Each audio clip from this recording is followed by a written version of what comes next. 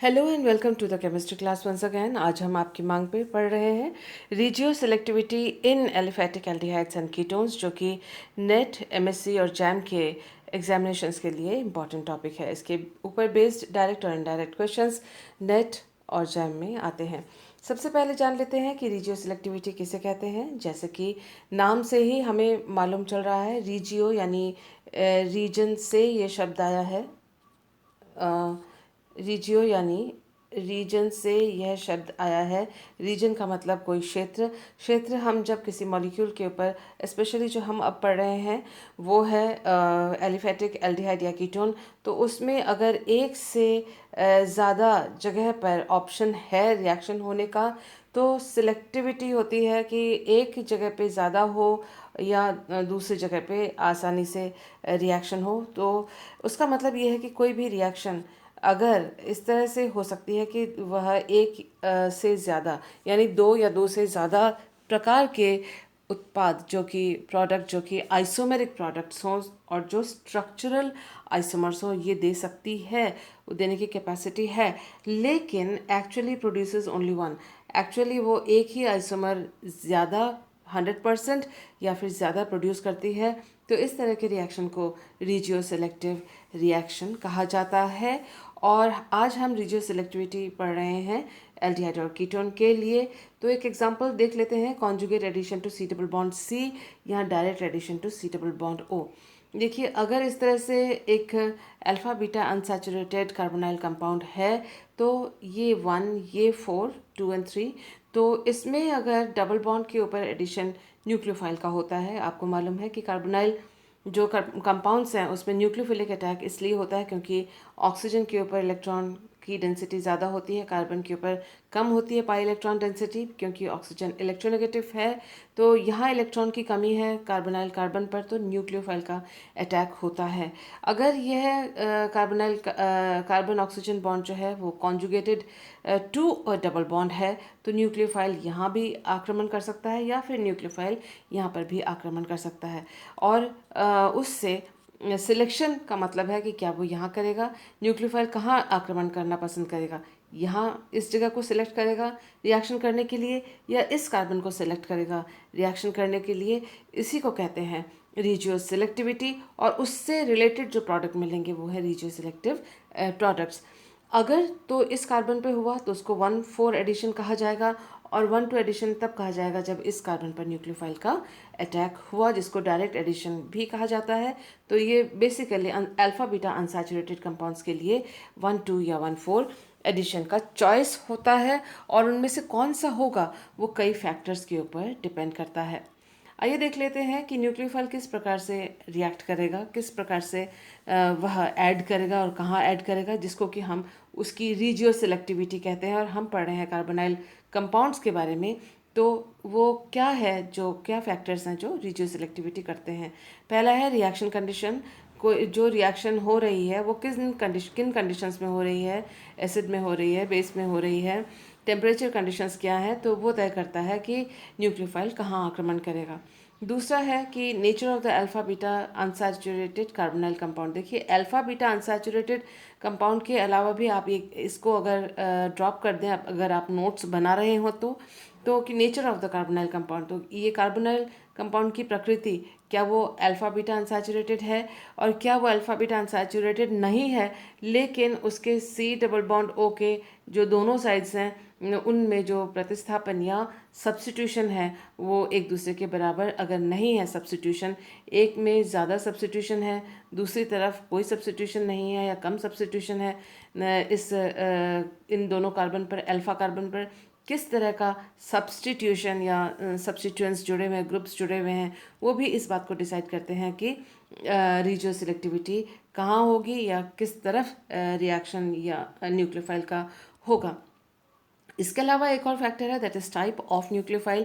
किस तरह का हमने न्यूक्लियोफाइल यूज़ किया है इस रिएक्शन को करने के लिए, वो भी इस बात को तय करेगा कि ये न्यूक्लियोफाइल किस जगह पे अटैक करेगा, इस कार्बन पर करेगा, इस कार्बन पर करेगा, या फिर जब स्टेरिक जो इफेक्ट्स हैं, यहाँ अलग सब्स्टिट्यूएंट्स हैं, यहाँ अलग सब्स्टिट्यूएंट्स हैं, तो दोनों अल्फा कार्बन पे अलग अलग सब्स्टिट्यूएंट्स हैं, तो इस हालत में वो न्यूक्लियोफाइल किस तरफ अटैक या आक्रमण करेगा। तो आइए देखते हैं नेक्स्ट इन्फॉर्मेशन जो हमारे स्क्रीन पे है। देखिए हमने एक पहला फैक्टर उठाया, that is reaction conditions and regioselectivity. कि रिएक्शन कंडीशंस जो है वो किस तरह से रीजियो सेलेक्टिविटी को अफेक्ट करते हैं, उससे प्रोडक्ट किस तरह से अलग अलग मिलते हैं रीजियो सेलेक्टिविटी की वजह से। हमारे पास जो रिएक्शन है वो है हेलोजनेशन, और हेलोजनेशन हमने जो दोनों कार्बोनाइल कंपाउंड को किया है, दोनों जो सबस्ट्रेट हैं वो सेम हैं। फ़र्क क्या है? फ़र्क है मीडियम में। One is basic medium, another is acidic medium. यहाँ हमने एसिटिक एसिड लिया है, यहाँ हमने सोडियम हाइड्रोक्साइड लिया है। दोनों ही जो हैं हेलोजनेशन रिएक्शंस हैं। एक में हम देखते हैं कि जो सबस्ट्रेट है, इधर जो अल्फ़ा कार्बन है उस पर एक मिथाइल ग्रुप जुड़ा हुआ है, और इस अल्फ़ा कार्बन पर कोई मिथाइल ग्रुप इसके अंदर जुड़ा हुआ नहीं है। अब हम देखते हैं कि जब बेसिक कंडीशन हमने लिया है तो हेलोजनेशन उस कार्बन पर हुआ है जहाँ पर कोई ग्रुप और आगे एल्काइल ग्रुप नहीं जुड़ा हुआ है, यानी इस मिथाइल कार्बन पर हुआ है। हमारे पास थी चॉइस CH2 और CH3 की चॉइस थी, तो CH3 पे जाके हेलोजनेशन हुआ है।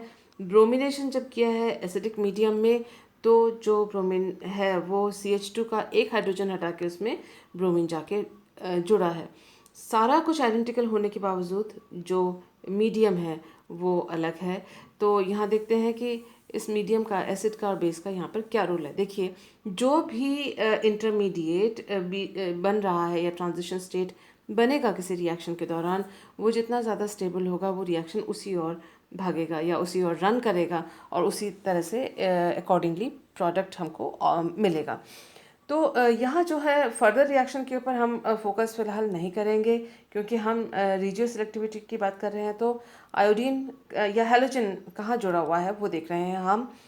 अगर जो बेसिक मीडियम है, बेसिक मीडियम में जो इनोलेट बनेगा, देखिए ये हमारा इनोलेट के दो ऑप्शंस हैं, सॉरी, इनोलेट के दो ऑप्शंस हैं। ये ऑक्सीजन, एक तो नेगेटिव चार्ज यहाँ हो और दूसरा नेगेटिव चार्ज यहाँ हो, जिसका कि डीलोकलाइजेशन आप कह सकते हैं कि ये ऐसे और इस तरह से, और ये ऐसे और इस तरह से डीलोकलाइजेशन इन नेगेटिव चार्जेस का इनोलेट के आयंस का होता है, और जिससे कि यहाँ एक डबल बॉन्ड बन जाएगा और यहाँ वाला बॉन्ड सिंगल हो जाएगा, वो आपको मालूम है।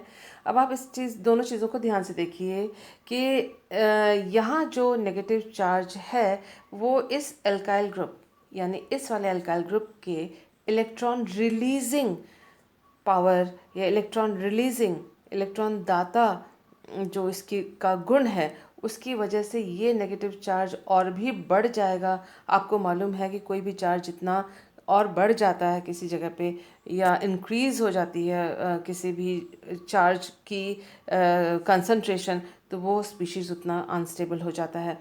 कोई भी चार्ज या चार्ज्ड स्पीशीज़ तभी स्टेबल होगा जब वो इलेक्ट्रॉन डीलोकलाइज होगा, या वो चार्ज को कम करने के लिए कोई मैकेनिज़्म या कोई प्रोसीजर उस सबस्ट्रेट के या उस स्पीशीज़ में चल रहा होगा। यहाँ आप देखिए, यहाँ जो नेगेटिव चार्ज है, इस नेगेटिव चार्ज का देखिए, इसका तो डीलोकलाइजेशन हो रहा है, डीलोकलाइजेशन से जो स्टेबिलिटी आती है, लेकिन इसको डिस्टेबलाइज करने के लिए ये फैक्टर है जो एल्काइल ग्रुप इलेक्ट्रॉन रिलीज़ कर रहा है, वो चीज़ यहाँ पर नहीं है, क्योंकि यहाँ पर कोई भी ग्रुप नहीं लगा हुआ जो कि इस नेगेटिव चार्ज के कंसंट्रेशन को और बढ़ाए।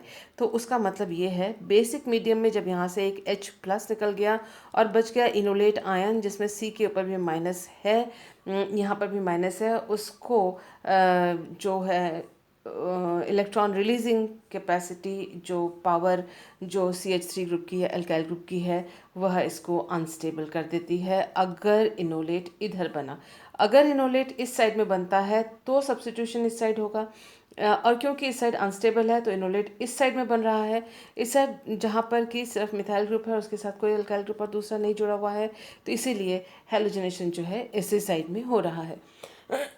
दूसरे एग्जाम्पल में हम देख रहे हैं कि हमने ये एसिडिक मीडियम लिया, एसिडिक मीडियम से ये इनोलेट बना और हमें मालूम है कि जिस साइड इनोलेट बनता है उसी साइड हैलोजिनेशन हो रहा है। लेकिन यहाँ पर क्या बात हो गई, यहाँ पर ये बात है कि जो इनोलेट बन रहा है उसका जो बॉन्ड ब्रेकिंग और बॉन्ड मेकिंग जो प्रोसेस है, आप देख सकते हैं ये मिथाइल ग्रुप ये रहा, और ये CH2 जिसमें ये CH3 था, ये रहा CH3, और एक हाइड्रोजन हटके यहाँ पर Br जुड़ा है।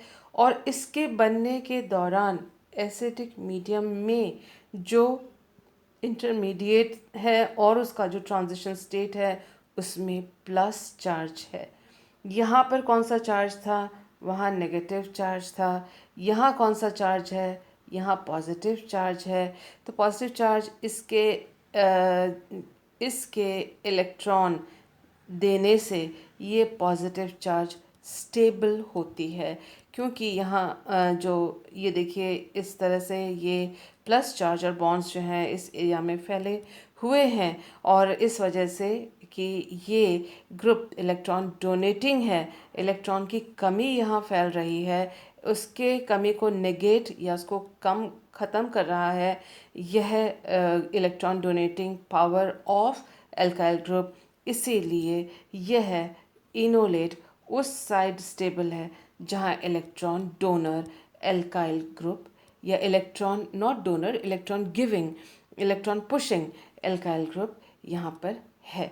तो ये हम देख रहे हैं कि रिएक्शन कंडीशन इस बात को तय करेगा, रीजन को सिलेक्ट करेगा कि यहाँ हेलोजनेशन होगा कि यहाँ हेलोजनेशन होगा। तो ये भी एक रीजियो सेलेक्टिविटी का एग्जाम्पल था जो हमने यहाँ देखा। आइए देखते हैं रिएक्शन कंडीशंस के ऊपर ही एक और रीजियो सिलेक्टिविटी का एग्जांपल। ये देखो यहाँ पर 5 to 10 डिग्री है, यहाँ पर 80 डिग्री सेंटीग्रेड है। Rest of the things NaCN HCN NaCN HCN same, और substrate and substrate these are same.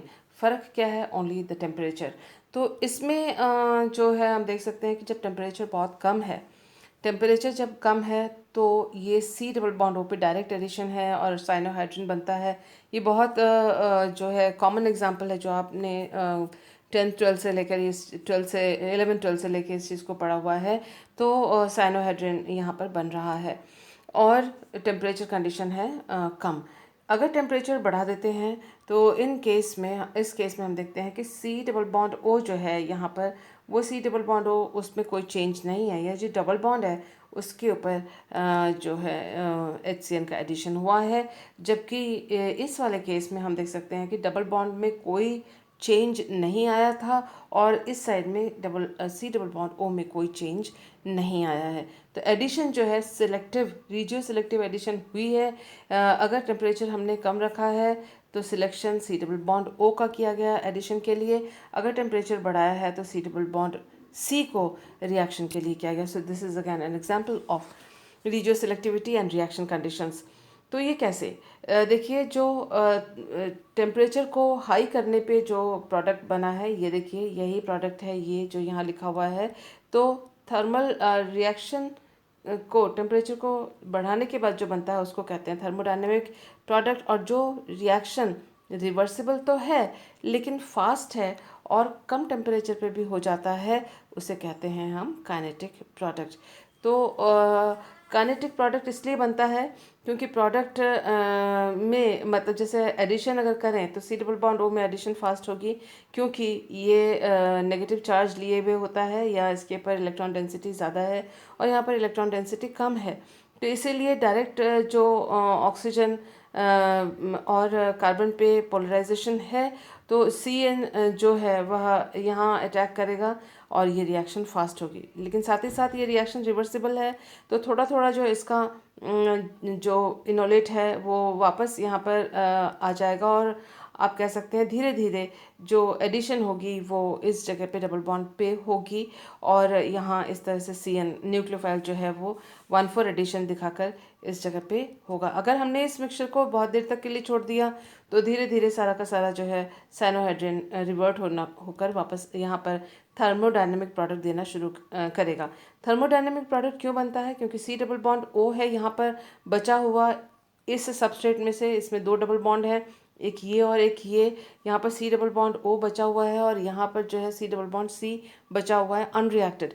Now in दोनों में से जो स्ट्रेंथ है डबल बॉन्ड की, वो C डबल बॉन्ड O की strength C double bond C से ज़्यादा है। तो थर्मली ये कंपाउंड ज़्यादा स्टेबल है, इसीलिए ये धीरे धीरे सही लेकिन बन जाता है। अगर आपने टेम्परेचर बढ़ा दिया तो ये फट से ये बन जाएगा। सो आप देख सकते हैं कि रिएक्शन कंडीशन क्या है, कम टेम्परेचर है कि ज़्यादा टेम्परेचर है, वो भी इस चीज़ को डिसाइड करता है कि कौन से रीजन में, कौन से डायरेक्शन में रिएक्शन होगी कार्बोनाइल कंपाउंड के ऊपर।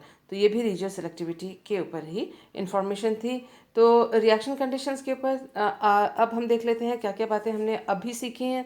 The product that is formed faster is called as kinetic product. जो फास्ट बनता है उसको काइनेटिक प्रोडक्ट कहते हैं। The product that is more stable is called the thermodynamic product. हमने देखा कि C डबल बॉन्ड वो ज़्यादा स्टेबल है प्रोडक्ट में, तो वो थर्मोडायनेमिक प्रोडक्ट कहा जाता है, और वो ज़्यादा स्टेबल प्रोडक्ट है इसलिए थर्मोडायनेमिक उसे कहते हैं। लेकिन वो स्लो धीरे धीरे बनता है या फिर हाई टेम्परेचर पे बनता है। अगर आप याद रखना चाहें तो थर्मोडायनेमिक, थर्मो यानी हाई टेम्परेचर पे, थर्मो यानी टेम्परेचर, तो हाई टेम्परेचर पे थर्मोडायनेमिक, इस तरह से भी इसको आप याद कर सकते हैं एग्जामिनेशन के लिए। इसी तरह से conditions that give rise to kinetic product are called as kinetic control. कि जो रिएक्शन कंडीशंस हैं जिससे कि हमको काइनेटिक प्रोडक्ट प्राप्त हो रहा है, तो उस कंडीशन को हम कहते हैं काइनेटिक कंट्रोल। उसी तरह से थर्मोडायनेमिक, जहाँ जिस कंडीशन में मिल रहा है उस रिएक्शन कंडीशन को कहेंगे हम थर्मोडायनेमिक कंट्रोल।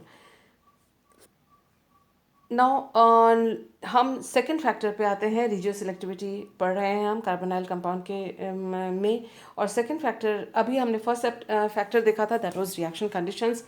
हम सेकंड फैक्टर देख रहे हैं नेचर ऑफ द न्यूक्लियोफाइल।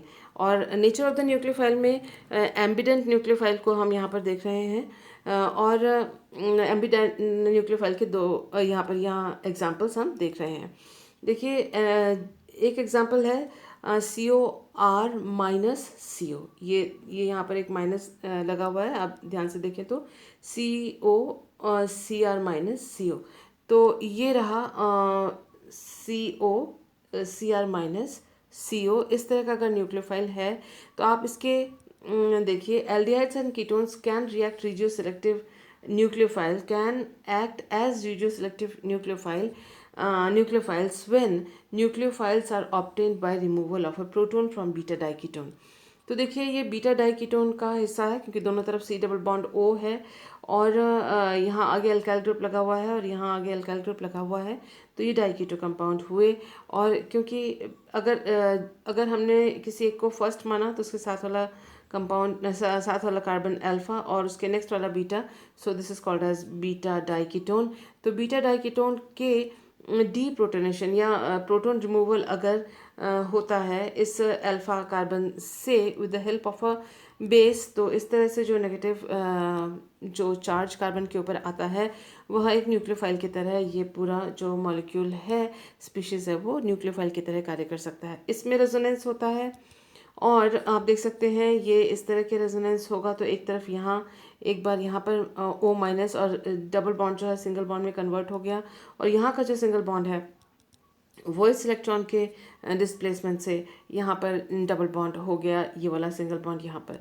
तो एक बार इधर एक साइड में C सिंगल बॉन्ड हो जाए और दूसरी साइड में दूसरी बार C सिंगल बॉन्ड O हो जाए, दोनों तरफ एक बार यहाँ माइनस लगे और एक बार इस साइड में माइनस लगे, और माइनस उसका मतलब जो माइनस चार्ज है वो यहाँ पर भी हो सकता है, यहाँ पर भी हो सकता है, यहाँ पर भी हो सकता है। अब रिजियो सिलेक्टिविटी की बात आती है कि ये जो न्यूक्लियोफाइल है जिसके यहाँ से भी चांस है, यहाँ से भी चांस है, यहाँ से भी चांस है, तो किस तरफ से वो अटैक करेगा।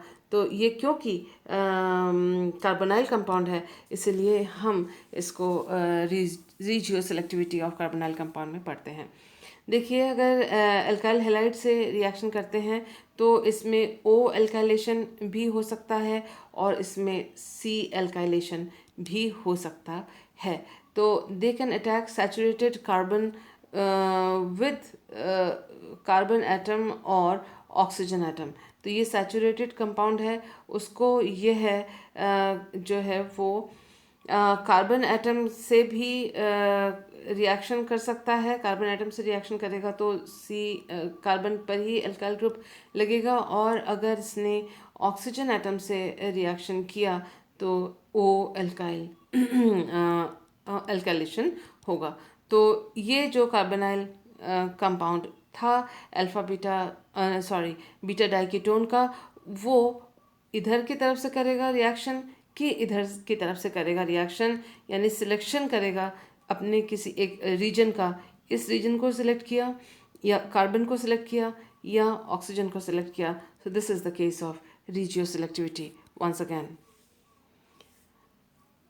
दूसरी तरह का न्यूक्लियोफाइल हमारे पास है। ये देखिए, ये CH3CO टाइप कंपाउंड है, और इसमें ये देखिए ये हमने इसको यहाँ पर लिखा हुआ है। अगर इसको 2 मोल्स ऑफ बेस अगर हम यूज़ करते हैं तो हम देखेंगे कि एक ये हाइड्रोजन है जो वीकली एसिडिक है। वीकली एसिडिक क्यों है? क्योंकि ये एक ही तरफ C डबल बॉन्ड हो, इलेक्ट्रॉन अट्रैक्टिंग ग्रुप जो है एक्सक्यूज मी वन साइड में है, और यहाँ पर CH2 जो है इधर और इधर दोनों साइड में इलेक्ट्रॉन अट्रैक्टिंग ग्रुप है, तो इसका CH बॉन्ड जो है ज़्यादा वीक होगा, क्योंकि इलेक्ट्रॉन दोनों तरफ से डिस्प्लेस कार्बोनाइल ग्रुप की ओर, कार्बोनाइल ऑक्सीजन की ओर हो जाते हैं, तो ये CH बॉन्ड वीक हो जाता है।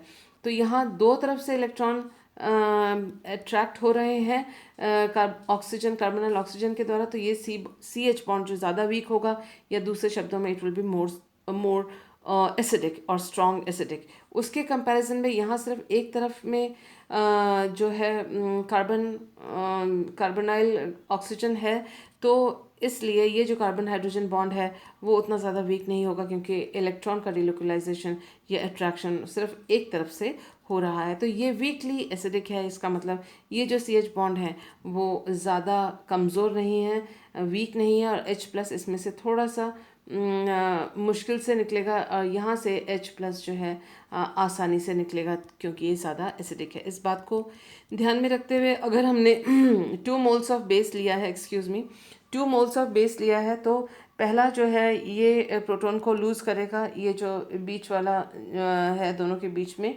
जो CH2 है, और उसका ये CH- में कन्वर्ट हो जाएगा।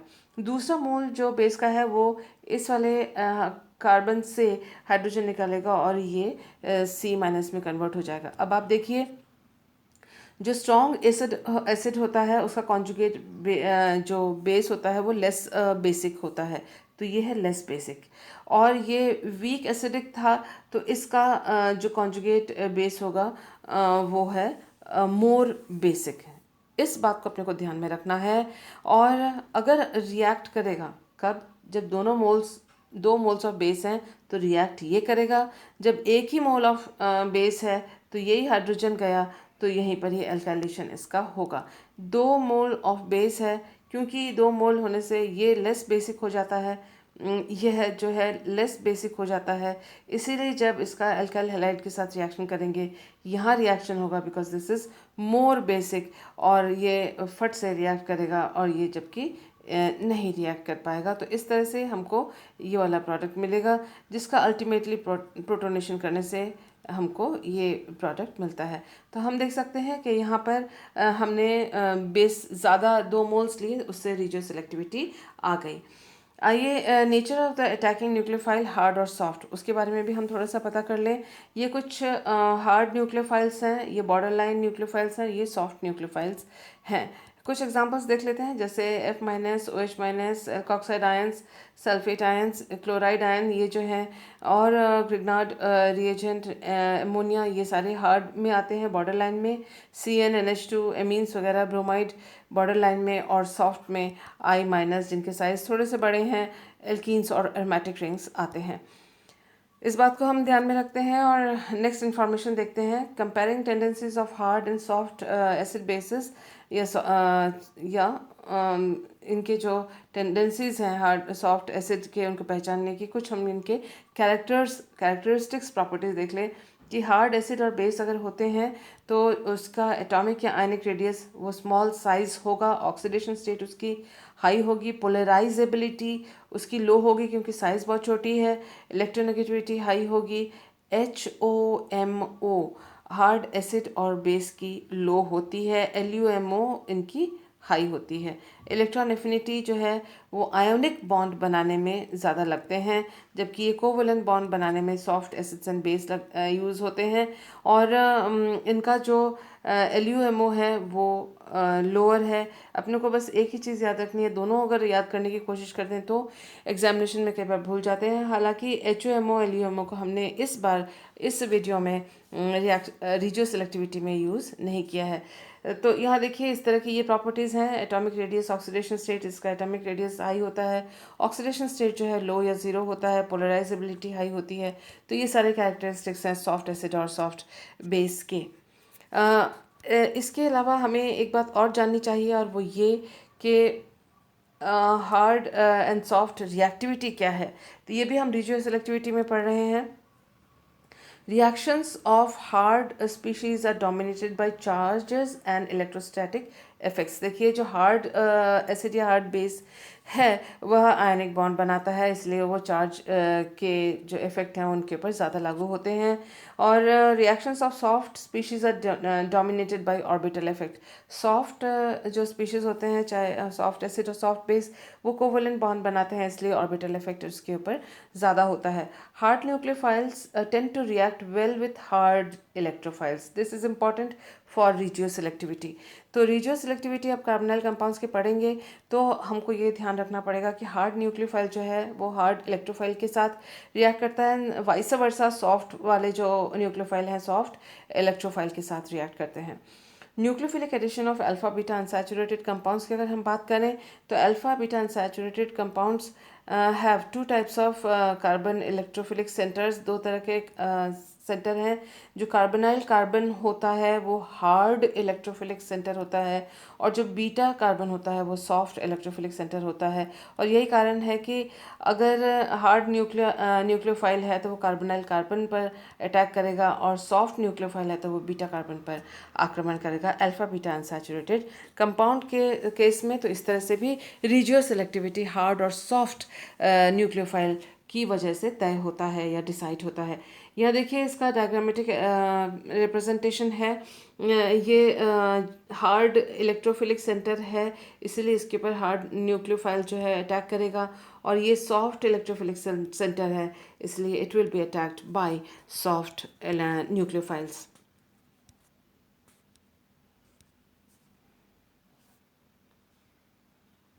साइड प्रेफरेंस की बात कर रहे हैं। देखिए जो पहला एग्जांपल है ये एसिड क्लोराइड का है, उससे इसको समझाया गया है। दूसरा एल्काइल हैलाइड का है, लेकिन एल्काइल हैलाइड को हम यहाँ पर कार्बोनाइल कंपाउंड में तो हमें नहीं पढ़ना चाहिए, but for the sake of understanding, concept को समझने के लिए हम इस वाले ग्रुप का यहाँ पर इस्तेमाल या इस एग्जाम्पल का यहाँ पर इस्तेमाल किया गया है। RCO एक्सेसाइल क्लोराइड तो जो है ये हार्ड एसिड है, और ये reacts with nitrogen end of isothiocyanate. ये जो न्यूक्लियोफाइल है ये सल्फर की तरफ से या नाइट्रोजन की तरफ से, दोनों तरफ से ये रिएक्ट कर सकता है। हमको मालूम है कि नाइट्रोजन जो है वो हार्ड जो साइड में है, और सल्फर जो है वो soft because of its size, bigger size.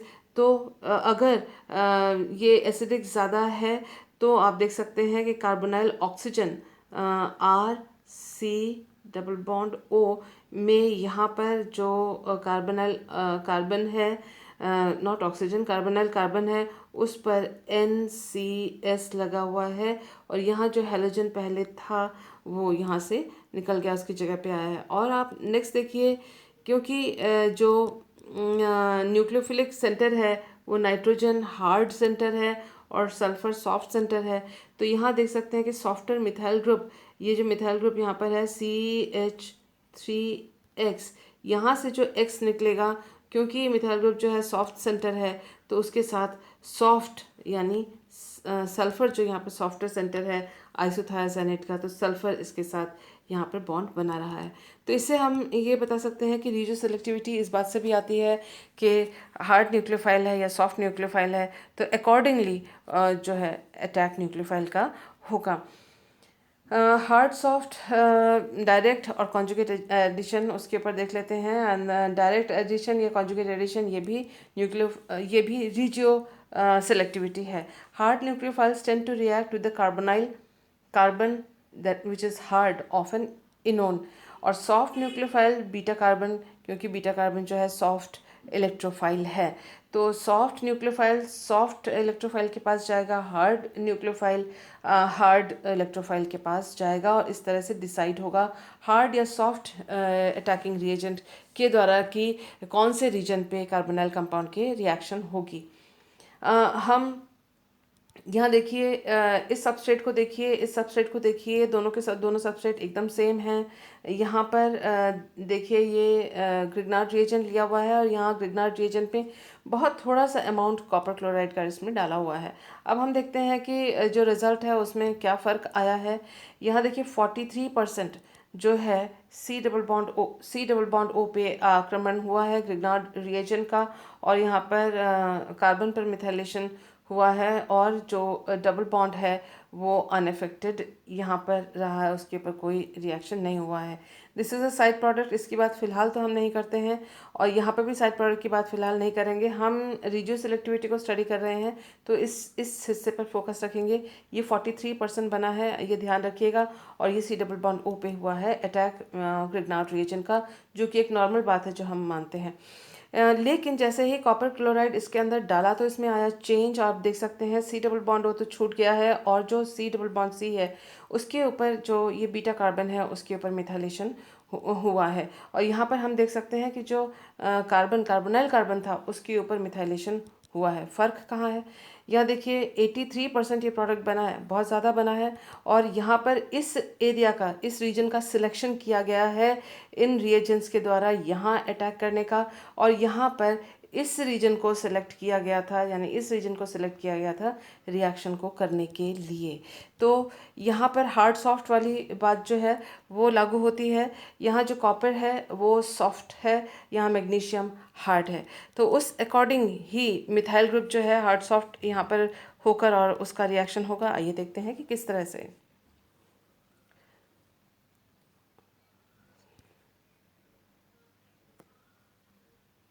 ये देखिए ये ग्रिग्नार्ड रिएजेंट है, और जब इसमें थोड़ा सा कॉपर क्लोराइड डाल देते हैं, ज़रा सा ही सही, तो ट्रांसमेटलेशन होता है, यानी मेटल का एक्सचेंज हो जाता है। और आप देख सकते हैं कि MECU के साथ यहाँ पर जुड़ा है, और आप देख सकते हैं कि जो ये Cl है वो मैग्नीशियम पे आ गया है, तो MgBrCl बना है।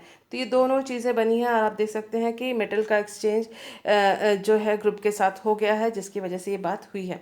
अब यहाँ पर क्योंकि ये सॉफ्ट है तो ये भी सॉफ्ट है, तो इसका जो वो होगा सॉफ्ट न्यूक्लियोफाइल है ये, तो इसका जो अटैक होगा इस वाले सॉफ्ट इलेक्ट्रोफाइल पर जाकर होगा, और ये इस कार्बन और इस कार्बन के बीच में ये नया बॉन्ड बनेगा, और इलेक्ट्रॉन का डिस्प्लेसमेंट होगा, ये रहा, ऑक्सीजन के ऊपर माइनस आया है, और ये जो कॉपर होगा वो रिसाइकल हो रहा है, लेकिन हम आगे की बात करते हैं।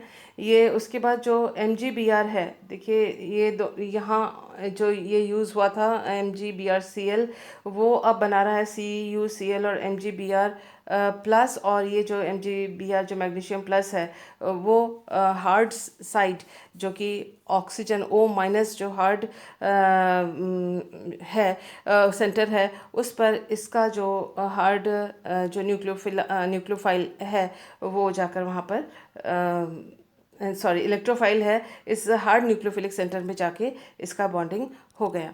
तो अब जब इसका बाद में हाइड्रोलिसिस किया जाता है या वर्कअप किया जाता है, तो आप देख सकते हैं C double bond O regenerate हो गया है, और यहाँ जो अटैक हुआ है वो सी डबल बॉन्ड सी पर अटैक हुआ है।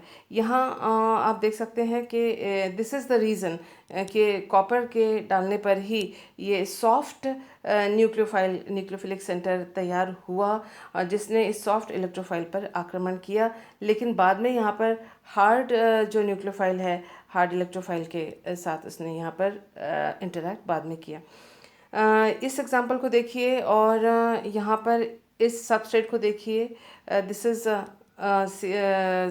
OMe इस साइड में लगा हुआ है, एस्टर है यहाँ पर, और यहाँ पर C डबल बॉन्ड C है। और ये दोनों जो आप देख रहे हैं इसके अंदर यहाँ पर हुआ C डबल बॉन्ड C के ऊपर आक्रमण और अटैक, और आप देख सकते हैं कि ये जो pH है वो यहाँ पर आके लगा है। यहाँ पर भी कॉपर का इस्तेमाल किया गया है, और यहाँ आप देखें कि ब्यूटाइल ग्रुप था और ट्राईमिथाइल सिलाइल क्लोराइड का इस्तेमाल किया गया है।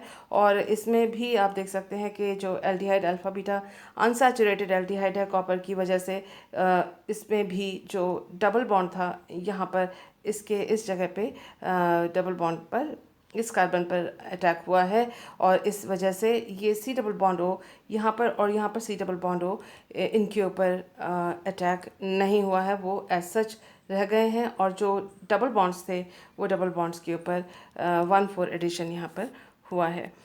तो ये डिपेंड करता है कि रिएजेंट हार्ड है या सॉफ्ट है। अब हम आते हैं एक और इम्पॉर्टेंट फैक्टर जो कि रिजियो सिलेक्टिविटी को डिसाइड करता है, that is structural factor. Structural factor से मतलब ये है कि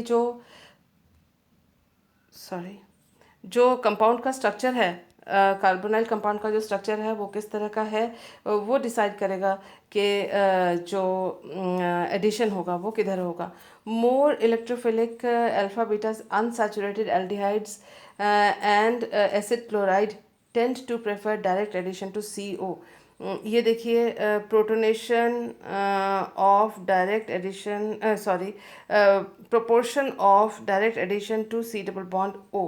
तो ये C डबल बॉन्ड O ऊपर से नीचे यहाँ पर सभी में है C डबल बॉन्ड O, और आप देख सकते हैं जो प्रोपोर्शन यानी रेशियो जो है डायरेक्ट एडिशन टू CO यहाँ मोस्ट है, यानी इधर की तरफ जो this is aldehyde and this is ketone. तो एल्डिहाइड में डायरेक्ट एडिशन टू CO होता है, और जबकि कीटोन या एस्टर या एमाइड में डायरेक्ट एडिशन ना होके जो होता है वो C डबल बॉन्ड C में या कॉन्जुगेट एडिशन उसके अंदर होता है। क्यों? क्योंकि ये मोर इलेक्ट्रोफिलिक कार्बन है, ये मोर इलेक्ट्रोफिलिक कार्बन है, और उसके कंपैरिजन में ये लेस इलेक्ट्रोफिलिक है, ये लेस इलेक्ट्रोफिलिक है, ये लेस इलेक्ट्रोफिलिक है।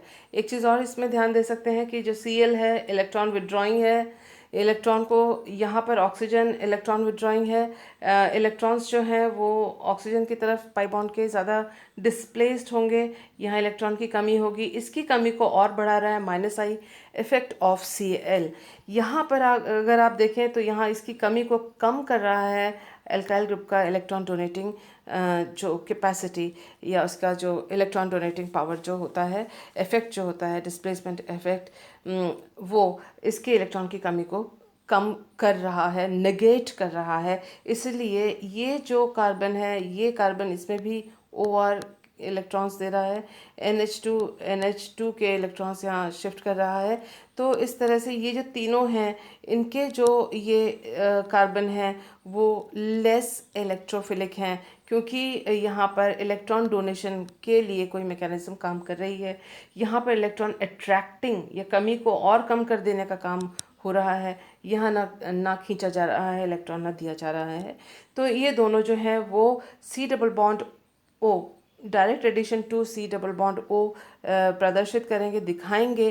तो proportion of direct addition to C double bond O यहाँ ज़्यादा या मोस्ट, और इधर होगा लीस्ट इस साइड में, और द रीज़न जो अभी आपको एक्सप्लेन किया है। यहाँ हमारे पास एग्जांपल्स हैं। देखिए structure of carbonyl compound and regioselectivity हम पढ़ रहे हैं। कार्बोनाइल कंपाउंड यहाँ पर है, अल्फा बीटा अनसैचुरेटेड है, सोडियम बोरोहाइड्राइड को लिया गया है इथेनॉल में। और यहाँ पे देखिए सोडियम बोरोहाइड्राइड इथेनॉल, ये दोनों जो हैं वो सेम टू सेम कंडीशंस हैं। फ़र्क क्या है? फ़र्क is in the structure of the carbonyl compound. तो यहाँ देखिए ये जो स्ट्रक्चर है और ये है, इसमें double bond C is not affected, इसका रिडक्शन नहीं हुआ है। और यहाँ पर डबल बॉन्ड O और डबल बॉन्ड C दोनों का ही रिडक्शन हो गया है। तो ये जो स्ट्रक्चर है पेंटेनॉन का, उसकी वजह से और ये जो है ओपन चेन स्ट्रक्चर है, इसकी वजह से यहाँ पर सिर्फ डबल बॉन्ड छूट रहा है, डबल बॉन्ड ओ का रिडक्शन हुआ, यहाँ पर इन दोनों का रिडक्शन हुआ कॉन्जुगेशन को ज़्यादा करने के लिए। तो यहाँ देखिए 99% ईल्ड है और ये कंपटीशन का क्वेश्चन है।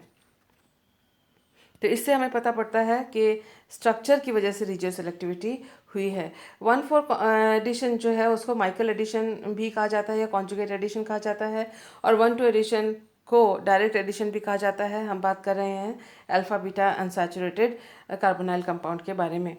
तो जो कॉन्जुगेट एडिशन है वो किससे फेवर की जाती है? उसका हाई थर्मोडायनेमिक कंट्रोल हाई होता है, और जो टेम्परेचर हाई रखने पर जो कॉन्जुगेट एडिशन जो है फेवर होती है। और इसमें unreactive C double bond O होना चाहिए, जैसे कि एमाइड और एस्टर अभी हमने देखा था, उसमें कार्बोनाइल जो कार्बन है वो उतना ज़्यादा इलेक्ट्रोफिलिक नहीं होता, या फिर हिंडर्ड बीटा कार्बन पे इतना बड़ा ग्रुप लगा हुआ हो कि वो उस पर अटैक करना मुश्किल हो। अनहिंडर्ड बीटा कार्बन होना चाहिए कि उस पर I am sorry, just listen to it once again. Unreactive carbonyl compound हमने आपको बता दिया था, अनहिंडर्ड बीटा कार्बन हो। अनहिंडर्ड बीटा कार्बन का मतलब ये है कि स्टेरिक हिंडरेंस बीटा कार्बन पे कम हो और आसानी से अटैक हो जाए। इसके अलावा सॉफ्ट न्यूक्लियोफाइल का इस्तेमाल होगा, क्योंकि बीटा कार्बन जो है वो सॉफ्ट इलेक्ट्रोफाइल होता है। ऑर्गेनो कॉपर कैटलिस्ट का इस्तेमाल किया गया था, और ये एग्जांपल हम अभी थोड़ी देर पहले देख चुके हैं। जस्ट उसका रिवर्स जो है यहाँ पर कंडीशन है direct C double bond O addition के लिए, उसके लिए काइनेटिक कंट्रोल है। इसका हमने देखा है टेम्परेचर थोड़ी देर पहले ही देखा था पहले वाले स्लाइड्स में।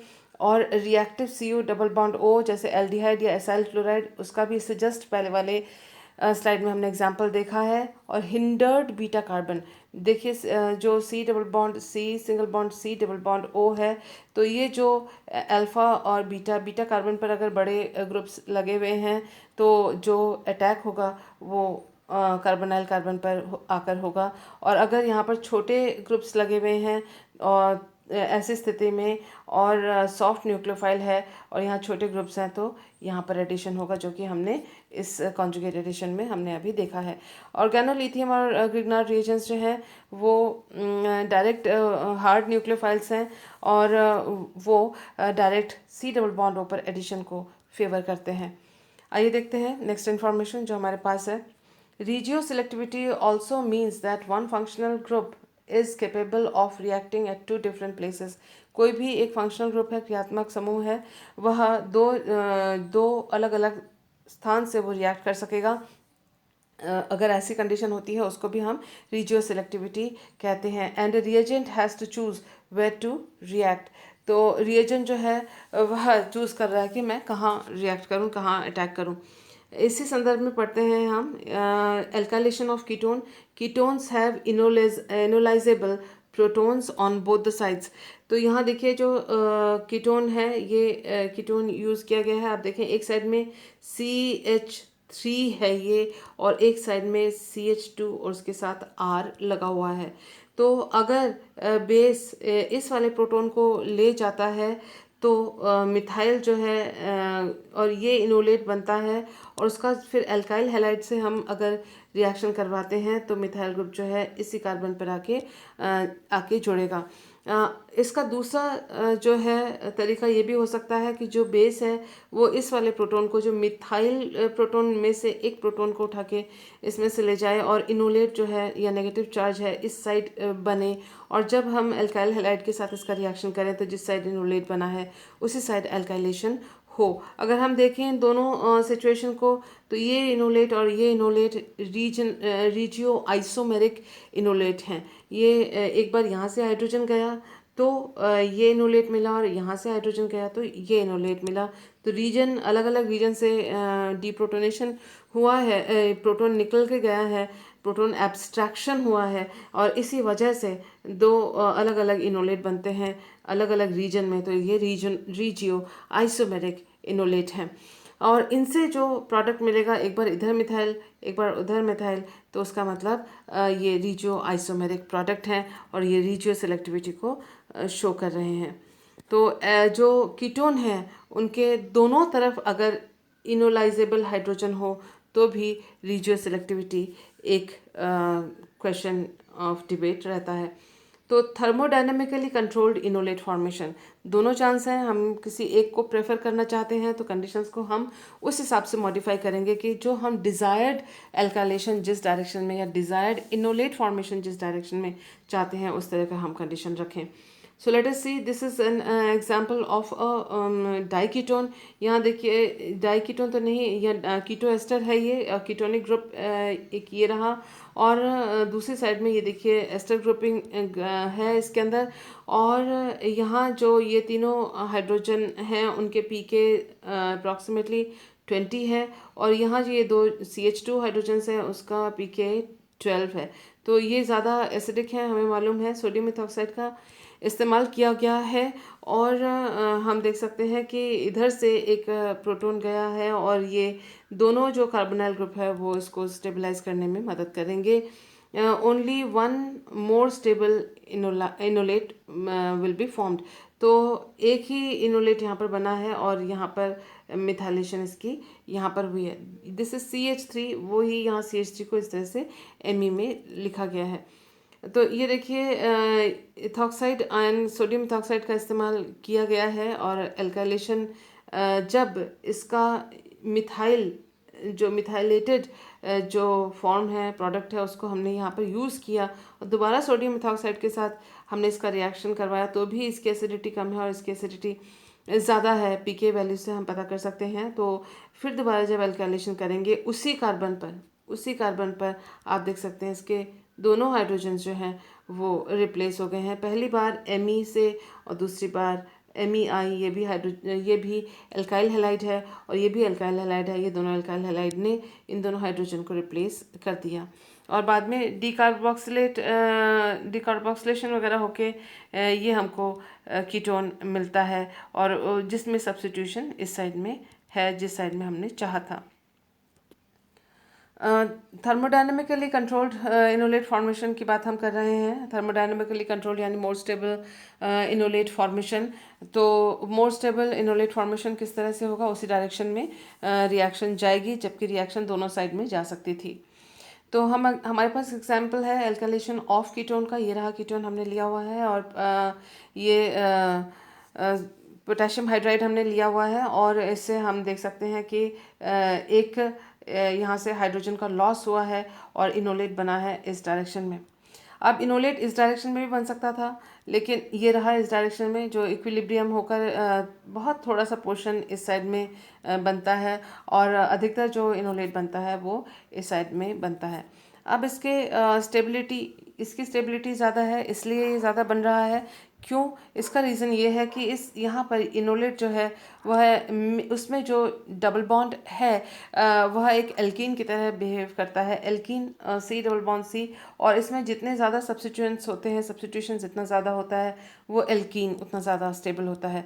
तो इनोलेट का जो डबल बॉन्ड है इस केस में इस कंडीशन में उस डायरेक्शन में ज़्यादा बनेगा जहाँ पर सब्स्टिट्यूशन ज़्यादा है। तो conjugate enolate is formed, this is formed in a major amount and it is not formed significantly. इसका जो अमाउंट है उतना सिग्निफिकेंट नहीं है, और ये स्टेबलाइज है सब्स्टिट्यूशन के द्वारा।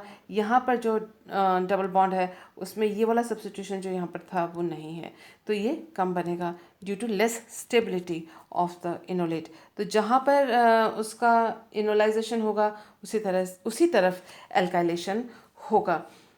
हम कंटिन्यू कर रहे हैं थर्मोडायनेमिकली कंट्रोल्ड इनोलेट फॉर्मेशन का, और ये जो हम पढ़ रहे हैं that is regioselectivity of carbonyl compound. Ketone का एल्काइलेशन हम पढ़ रहे हैं। यहाँ ट्राइमिथाइल सिलाइल आयोडाइड को लिया गया है एक बेस के प्रेजेंस में। हम देख सकते हैं कि इसमें जो है C+O के ऊपर यहाँ पर ऑक्सीजन और सिलिकन का बॉन्ड फॉर्म हुआ है, जो कि बहुत स्ट्रॉन्ग बॉन्ड होता है, और डायरेक्ट ऑक्सीजन पे इसने बॉन्ड बनाया है। फिर मिथाइल लिथियम को लिया गया है, और मोर सब्स्टिट्यूटेड सिलाइल इनॉल ईथर यहाँ पर बना है। तो यहाँ जो इनोलेट गया है, जो बेस ने जो प्रोटॉन को एब्स्ट्रैक्ट किया है, वो यहाँ से और यहाँ से दोनों साइड में से कर सकता था, लेकिन इधर की तरफ से किया है बिकॉज जो डबल बॉन्ड इनोलेट का बन रहा है वो मोर सब्स्टिट्यूटेड, क्योंकि यहाँ ज़्यादा प्रतिस्थापी 1 2 एंड 3 एंड 4, यहाँ पर अगर इधर की तरफ बनता तो 1 2 और ये एक 3 और तीसरी तरफ यहाँ पर हाइड्रोजन होता है, नो सब्स्टिट्यूएंट। तो ऐसे स्थिति में ज़्यादा सब्स्टिट्यूशन डबल बॉन्ड पर इधर है, तो वो ये ज़्यादा सब्स्टिट्यूटेड जो इनॉल ईथर या इनोलेट है वो बनेगा, क्योंकि एल्कीन जो है ज़्यादा सब्स्टिट्यूशन के वजह से ये ज़्यादा स्टेबलाइज्ड है। फर्दर आप ये देख सकते हैं कि एल्काइल लिथियम रिएजेंट के साथ इसका रिएक्शन हुआ, OLI बना, और जो डबल बॉन्ड है वह सब्स्टिट्यूशन की तरफ प्योर थर्मोडायनामिक इनोलेट ये हमको एज अ रिज़ल्ट मिलता है, जबकि चांसेस दोनों तरफ के थे, लेकिन यहाँ सब्स्टिट्यूशन ज़्यादा होने की वजह से इधर की तरफ ही इनोलेट बना है। तो ये देखिए कि ग्रेटर सब्स्टिट्यूशन, अगर ये देखिए दिस इज़ प्लस चार्ज, इस रिएक्शन के दौरान जो बनने वाला ट्रांजिशन स्टेट है वो ऐसा है, और इसके ऊपर जो प्लस चार्ज है, और यहाँ पर अगर मिथाइल ग्रुप है और वो इलेक्ट्रॉन डोनेटिंग पावर जो उसकी होती है उससे इस प्लस चार्ज को, जो कि यहाँ डिलोकलाइज हो रहा है रेजोनेंस, ये मेसोमेरिज्म के द्वारा या रेजोनेंस के द्वारा भी आप कह सकते हैं, तो उसका जो स्टेबलाइजेशन, इसका इलेक्ट्रॉन डोनेटिंग जो कैपेसिटी है, इलेक्ट्रॉन देने की जो क्षमता है, कैपेसिटी है, उसकी वजह से, इलेक्ट्रॉन डोनेशन की वजह से ट्रांजिशन स्टेट जो है वो ज़्यादा स्टेबलाइज्ड होता है। यहाँ देखिए डबल बॉन्ड कभी बनने को है, कभी सिंगल बॉन्ड है, यहाँ एल्कीन का बॉन्ड बनने को है, और यहाँ पर ये जो CH है ये टूटने को है। It is about to break, about to make, and here it is about to break. So ये ट्रांजिशन स्टेट है जो कि पॉजिटिवली चार्ज है, that is why we are getting this side double bond. यहाँ की तरफ अगर यहाँ पर डबल बॉन्ड होता तो ये जैसे मिथाइल ग्रुप इलेक्ट्रॉन देने को तैयार है और प्लस चार्ज की कमी को पूरा करने, प्लस चार्ज इलेक्ट्रॉन की कमी को जो है पूरा करने की कोशिश कर रहा है, स्टेबलाइज करने की कोशिश कर रहा है। यहाँ जो है कोई भी ग्रुप ऐसा नहीं है जो इलेक्ट्रॉन दे सके, तो डबल बॉन्ड इधर नहीं बनता है। तो this is again regio selectivity, दो जगह थी, एक जगह को सिलेक्ट किया है, जहाँ एल्काइल ग्रुप था वहाँ डबल बॉन्ड बना है। अब पढ़ रहे हैं kinetically controlled enolate formation, alkylation of ketone. तो इसमें देखिए काइनेटिकली कंट्रोल में दो चीज़ें हम मेन है, हिंडर्ड बेस, जो बेस है वह हिंडर्ड होना चाहिए, यानी इसके ऊपर जो ग्रुप है वो बड़े होने चाहिए, जैसे कि लिथियम डाई आइसोप्रोपाइल एमाइड। तो इसमें डाई आइसोप्रोपाइल जो आइसोप्रोपाइल के दो ग्रुप्स हैं और ये एक स्ट्रॉन्ग बेस है, और hindered to attack C double bond O, C double bond O पर आक्रमण करने में, अटैक करने में मुश्किल है, क्योंकि इसका जो दो आइसोप्रोपाइल ग्रुप इसके ऊपर जुड़े हुए हैं LDA में। और दूसरी बात ये है कि temperature, so it attacks CH bond, it prefers to attack more acidic and less hindered CH bond, जो एसिडिक भी हो और लेस हिंडर्ड हो उस साइड में वो अटैक करने की कोशिश करता है LDA से अगर के साथ अगर रिएक्शन हुई हो तो ये देखिए कि अपने पास ये कार्बोनाइल कंपाउंड है, और इधर की तरफ ये अल्फ़ा और ये अल्फ़ा, इस अल्फ़ा कार्बन पर और कुछ भी सब्स्टिट्यूएंट नहीं है, और इस वाले अल्फ़ा कार्बन पर एक मिथाइल सब्स्टिट्यूएंट है। टेम्परेचर हमने कम रखा है, काइनेटिकली कंट्रोल्ड है, वहाँ टेम्परेचर कम ही होता है, और आप देख सकते हैं कि लेस एक्सेसिबल, मोर हिंडर्ड। यहाँ पर इस CH2 के साथ एक CH3 ग्रुप भी है, आना किसने है अटैक करने के लिए, NR2R यानी आइसोप्रोपाइल ग्रुप है, जो LDA का जो आइसोप्रोपाइल ग्रुप था वो अटैक करेगा, तो वो खुद अपने आप में बड़ा साइज़ है, ये एसिडिक है, ये भी एसिडिक है और ये भी एसिडिक है, लेकिन यहाँ पर स्टेरिक हिंडरेंस फेस करेगा, यहाँ स्टेरिक हिंडरेंस फेस नहीं करेगा, तो इसीलिए इस साइड के लेस हिंडर्ड, जिसमें त्रिविम बाधा कम है, उस वाले प्रोटॉन को इसने एब्स्ट्रैक्ट किया और इनोलेट इस साइड में बना। तो इस तरह के इनोलेट को कहते हैं काइनेटिक इनोलेट। और यहाँ पर हमारे पास एक और एग्जांपल है। यहाँ देखिए एक पीएच फिनाइल ग्रुप है, यहाँ पर दोनों हाइड्रोजन है, यानी कोई दूसरा और प्रतिस्थापित यहाँ पर या आप कह सकते हैं सब्स्टिट्यूएंट यहाँ पर नहीं है। एलडीए लिया हुआ है, ये स्टेरिकली हिंडर्ड बेस है। आप देख सकते हैं जिस साइड में कम सब्स्टिट्यूएंट है, स्टेरिक हिंडरेंस कम है, हाइड्रोजन छोटे छोटे लगे हुए हैं, उधर की साइड से ही जो है प्रोटॉन का एब्स्ट्रैक्शन होता है एलडीए के द्वारा, और यहाँ के साइड में ही इनोलेट फॉर्मेशन होता है। As a result of which 100% यही बनता है, और दूसरी साइड जो ये डबल बॉन्ड उसका कोई चांस यहाँ पर नहीं, दिस इज़ 0%। तो यहाँ हम देख रहे हैं कि जो काइनेटिकली कंट्रोल्ड जो है कि इसमें किसमें जल्दी से आसानी से अटैक हो सकता है, जल्दी और आसानी से उसी साइड से हो सकता है जहाँ पर लेस हिंडर्ड, जहाँ पर स्टेरिक हिंडरेंस कम है, वहाँ पर हो सकता है फास्ट अटैक। इसीलिए इसको कहते हैं काइनेटिकली कंट्रोल्ड इनोलेट फॉर्मेशन। जबकि दोनों साइड एसिडिक हाइड्रोजन्स थे, यहाँ पे भी एसिडिक हाइड्रोजन था, यहाँ पे भी था, यहाँ भी एसिडिक हाइड्रोजन है, यहाँ पे भी है, लेकिन काइनेटिकली कंट्रोल्ड फास्ट रिएक्शन वहीं होगी जहाँ लेस हिंडरेंस होगी। तो दिस इज रीजियो सेलेक्टिविटी, और वो भी काइनेटिकली कंट्रोल्ड। आइए देखते हैं next information. Kinetically controlled enolate formation, alkylation of enolate पढ़ रहे हैं। रीजियो सेलेक्टिविटी ऑफ कीटोन्स में हम देखिए एलडीए बना है, और वही टेम्परेचर इन्होंने यहाँ पर कम रखा गया है। स्टेरिकली हिंडर्ड बेस हमने यहाँ पर यूज़ किया है। 99% जो है वो जो इनोलेट है लेस हिंडर्ड डायरेक्शन में बना है।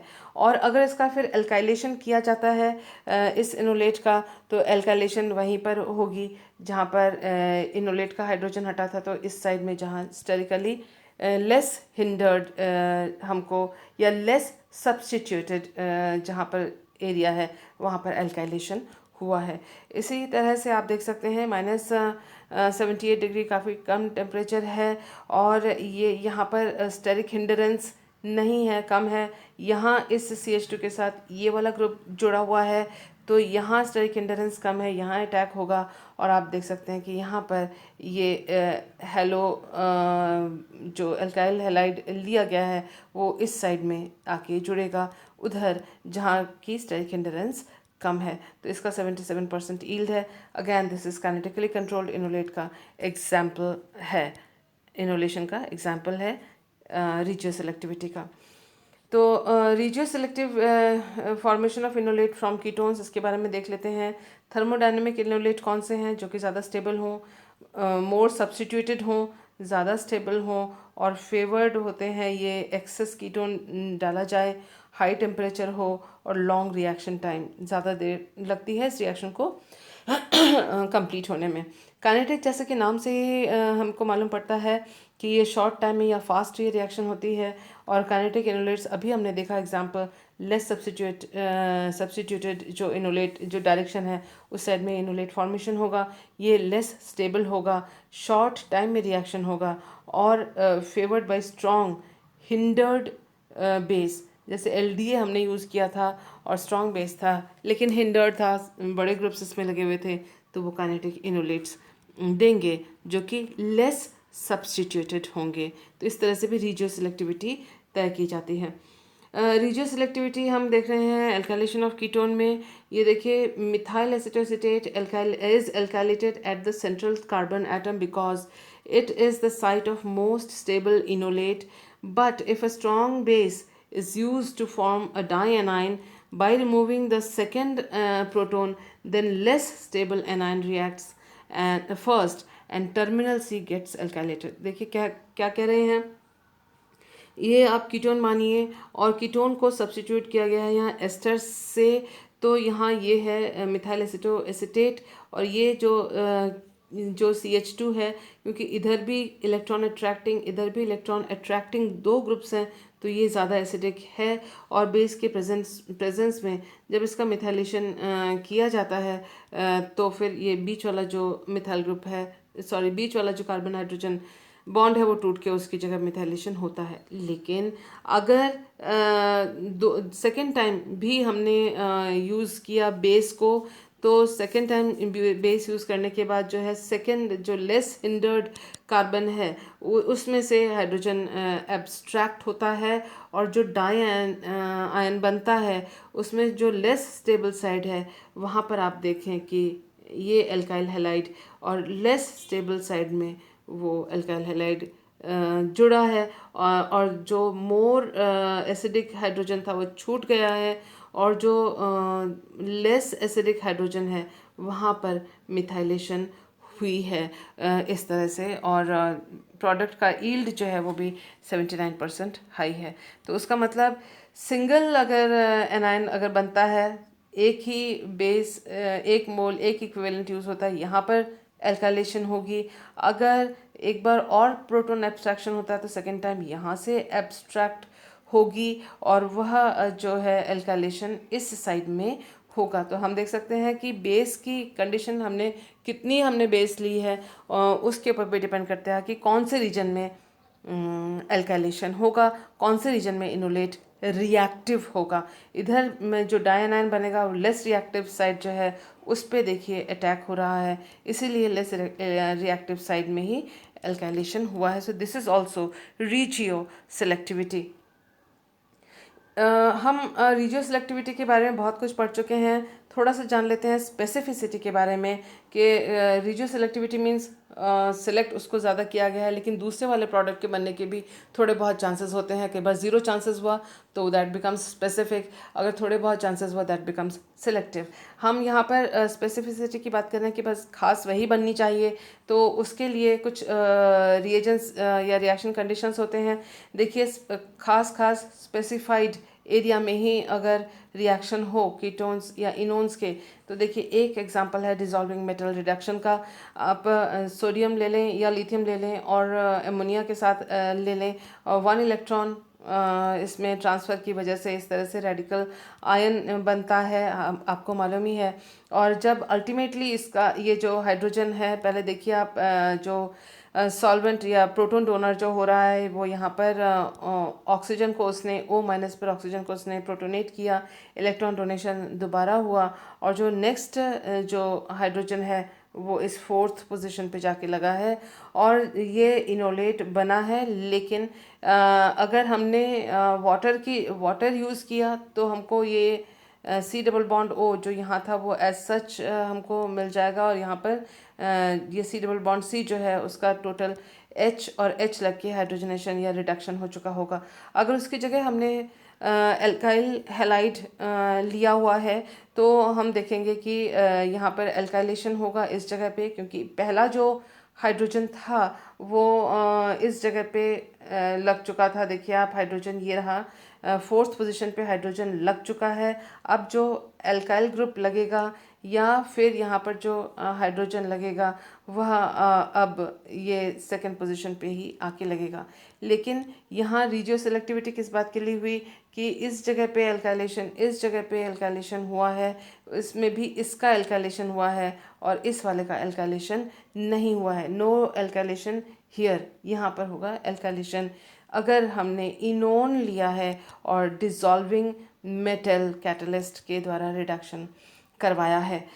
तो यहाँ पर भी आप एक और एग्जांपल देख सकते हैं कि ये डबल बॉन्ड है, और यहाँ पर भी रिडक्शन हो सकता है, यहाँ पर भी रिडक्शन हो सकता है, जैसे कि यहाँ भी रिडक्शन हो सकता है, यहाँ पर भी रिडक्शन हो सकता था, लेकिन इसका रिडक्शन नहीं हुआ है, और एल्काइलेशन इस पोजीशन पे हुआ है। ये सिलेक्टिविटी है, उसी जगह को specify, not selectivity 100, it is specified कि वहीं पर होगा, तो रीजियो स्पेसिफिसिटी है, उसी जगह पर रिएक्शन हुई है, कहीं और पर बिल्कुल नहीं।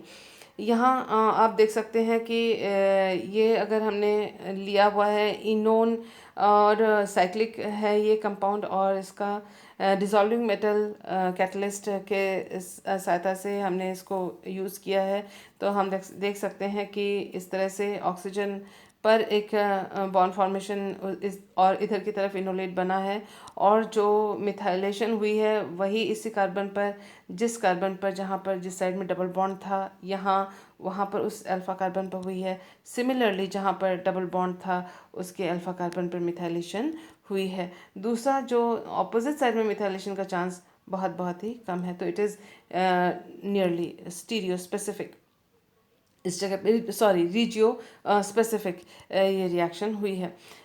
एक और एग्जांपल है, आप देखिए कि अगर इसमें स्टीरियो केमिस्ट्री भी समझाई हुई है इस वाले एग्जांपल में। अगर ये जो ग्रुप बड़ा होता है तो यहाँ अगर पहले से एक मिथाइल ग्रुप है, इस जगह पे मिथाइल ग्रुप है पहले से, तो ये जो नया ग्रुप आके लगेगा ये वाला, वो बिलो द प्लेन होगा। यानी दूसरे शब्दों में आप कह सकते हैं कि ये जिस प्लेन में आएगा वो पहले से प्रेजेंट ग्रुप के ऑपोजिट प्लेन में आएगा।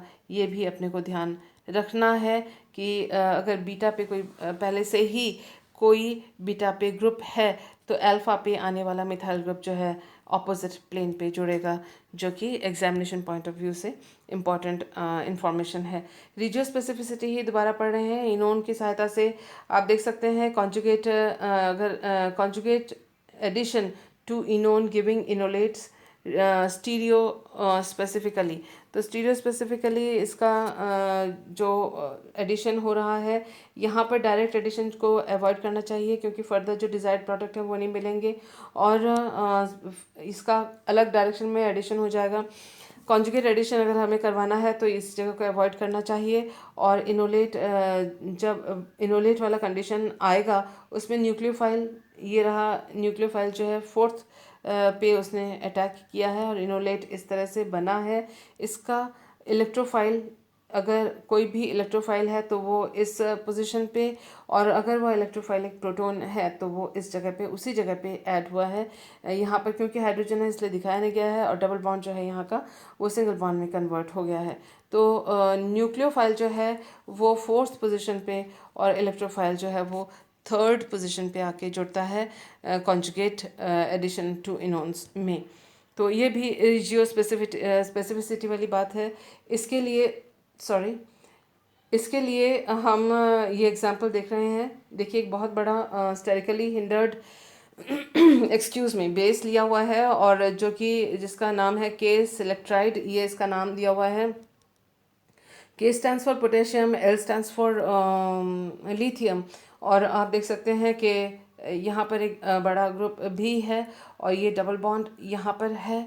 और इस तरह से जो एडिशन हो रहा है वह आप देख, यू कैन सी दैट ये रहा, इसमें मिथाइल ग्रुप का एडिशन हुआ जो कि इलेक्ट्रोफाइल है, और न्यूक्लियोफाइल जो H- है वो फोर्थ पोजीशन पे है, जैसा कि हमने इससे पहले वाले स्लाइड में देखा था। हार्ड जो इलेक्ट्रोफाइल है इट अटैक्स ऑक्सीजन। तो यहाँ पर आप देख सकते हैं कि कॉपर का यूज़ किया गया है।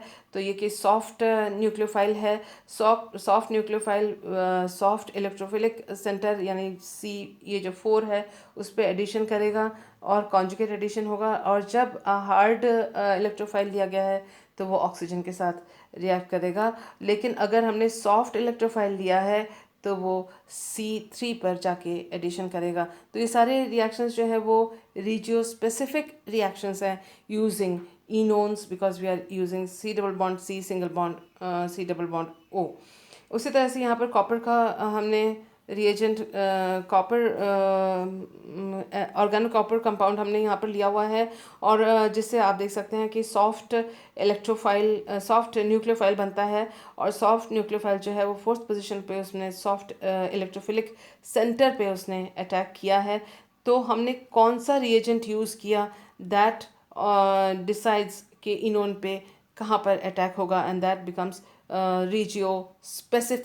Regio specificity. और आप देख सकते हैं कि जब हमने इसका एल्काइलेशन करना चाहा तो एल्काइलेशन जो है वो बिलो द प्लेन होगा, अबव द प्लेन अगर ये है तो दिस इज़ इट्स स्टीरियोकेमिस्ट्री। तो ये जो इन्फॉर्मेशन है ये देखिए ये बना है मेजर, और अगर दोनों के दोनों अबव द प्लेन या सेम प्लेन में हो that is a minor product. So this information is again useful for NET and JAM examination. I hope that you have understood the study material given in this video. If you like it, send me a like and a positive comment. Thank you for being with me.